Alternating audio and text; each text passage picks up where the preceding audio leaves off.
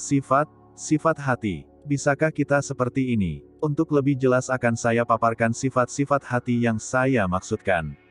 1.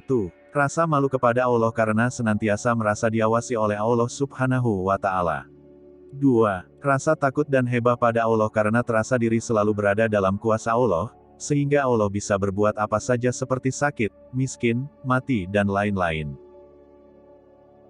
3. Selalu merasa berdosa pada Allah, bukan hanya di depan manusia karena ada kesalahan tersembunyi yang tidak dapat diketahui seperti dosa-dosa hati.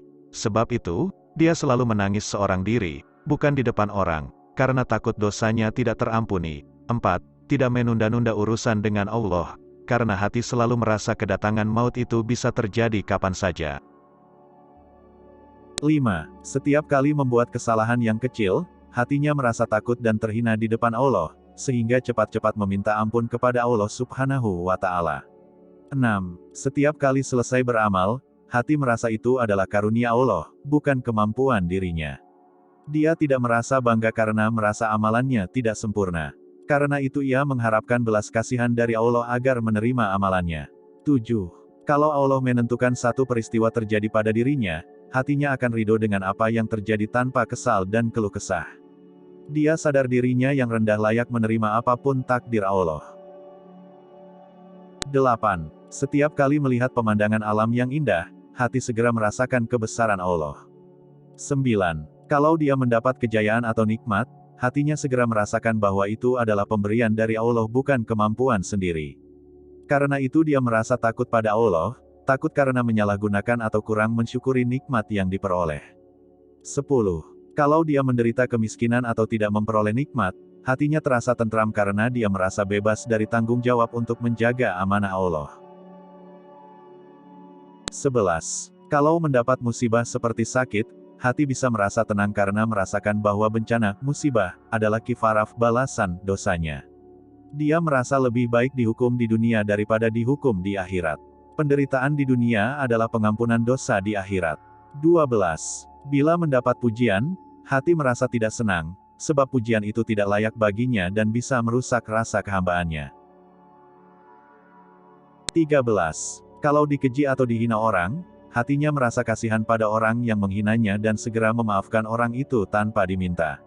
Dia merasa bahwa dosanya telah menyebabkan dia dihukum seperti itu. Kalau tidak begitu dia tidak akan mendapat pahala dari penghinaan itu. Sebab itu dia tidak berniat sama sekali untuk membalas perbuatan orang itu. 14. Dia selalu berlapang dada berhadapan dengan aneka ragam manusia dan kesusahan yang manusia timpakan ke atasnya. 15. Dia tidak bangga dengan nikmat, tidak gelisah dengan musibah, tidak merasa tenang dengan pujian dan tidak menderita dengan cacian. Hatinya selalu merasa sebagai hamba yang serba kekurangan dan sangat memerlukan Allah Subhanahu wa Ta'ala dalam setiap keadaan.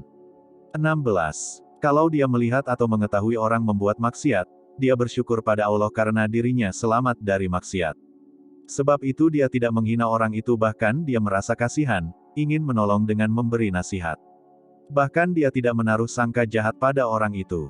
Dia menganggap kesalahan itu adalah karena tidak tahu, lupa ataupun tidak sengaja. 17.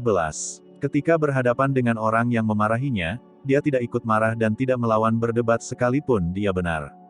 18. Bila berhadapan dengan kepandaian orang lain, dia akan menerima ilmu atau kebenaran sekalipun dari seorang kanak-kanak.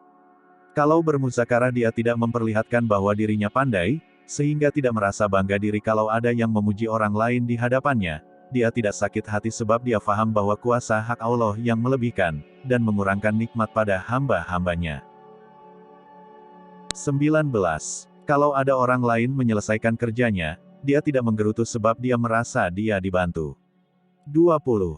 Kalau dia digemari oleh banyak orang, dia tidak merasa bangga, sebaliknya dia bimbang kalau hal itu membuat dirinya ria. 21. Dia tidak makan seorang diri. Kalau memberi bantuan pada seseorang, tidak di hadapan orang lain. 22. Beramal dan betul-betul beribadah karena Allah bukan lagi karena surga atau neraka.